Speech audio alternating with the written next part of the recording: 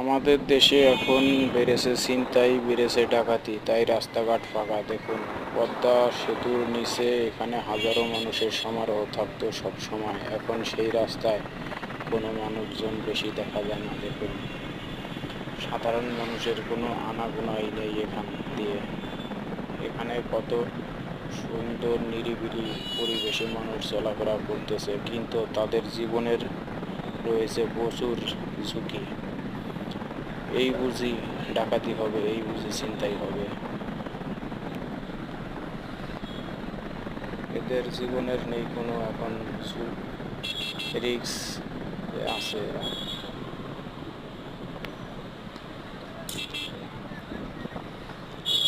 বাঙালি শান্তি চায়, বাঙালি নিরিবিলি থাকতে চায়।